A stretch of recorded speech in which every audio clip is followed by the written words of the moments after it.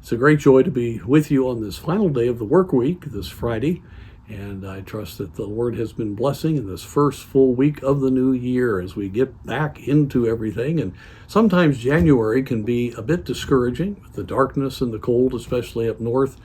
But these can be great weeks. These can be weeks of wonderful blessing if we find ourselves not depending on nice surroundings, but instead truly look to the Lord and trust Him to enable us. Well, one of the things that holds us back from really having the blessing of God is what we find in James chapter 3. We find that God gives us wisdom from above, verse 17 says, that is pure and then peaceable, gentle, easy to be entreated. We have full of mercy and good fruits, without partiality, without hypocrisy, wonderful things. And all of that comes and is part of the life of someone who's content in the Lord and who is walking with Him. And that brings such encouragement and joy. But this is in contrast to what starts in verse 14. But if ye have bitter envying and strife in your hearts, glory not, and lie not against the truth. This wisdom descendeth not from above, but is earthly, sensual, devilish. For where envying and strife is, there is confusion and every evil work. What a contrast. The wisdom from above, there's peace. It's pure. It's gentle. There's just the wonderful relationships that you can have. But when there is that wisdom from below, there is that bitter envying and strife. There's that earthly pull of ourself and our flesh. It's sensual, and Satan is part of it. And there is great confusion. It's such a contrast.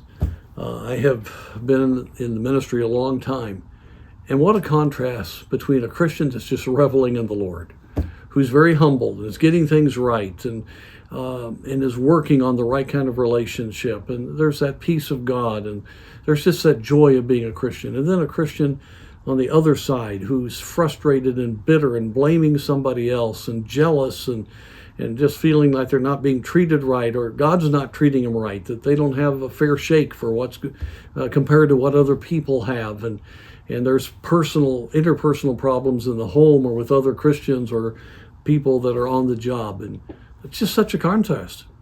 I'll talk to someone in my office, and they're just bubbling over with what God has done. And even if they have some troubles that they're wanting to get counsel about, they're really right there. They understand, they're encouraged, they believe God can work. They just want direction, and they're looking to the Lord.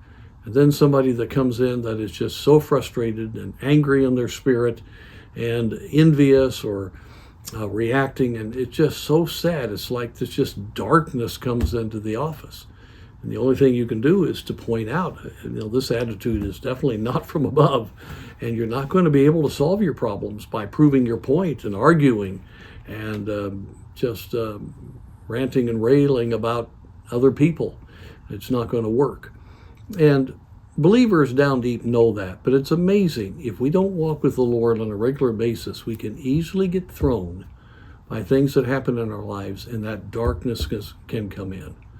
And I promise you, that takes away encouragement. You just can't get encouraged. It seems like, people say, well, it's all piling up. Well, a lot of times it's because the foundation is not spiritual. Then one thing after another thing after another thing comes. There are consequences to the wrong attitude. There are just typical circumstances, but there's no grace to handle it, and it just looks like nothing is fair. Then you have a believer that's walking with God, and they're getting things right, and they're wanting to see God work, and then something happens, but they respond to it, believing that God's using it, and things may be piling on, but they're not seeing it that way. They're constantly seeing deliverance. They're seeing God give peace, and so they're not feeling like they're some victim of all kinds of stuff piling on them. And yet you can look at that person and say, really their problems are a whole lot bigger than this other person's problems. The problem is the heart. And so I want to encourage you, if you want to stay encouraged, be right with God and right with your fellow man, and do just clearly Note bitterness and wrong attitudes, and do not allow that to stay in your heart. Ask God for the grace to get out of that, accept responsibility. He will give you victory, and my friends, He will free you, and the joy of the Lord will be your strength.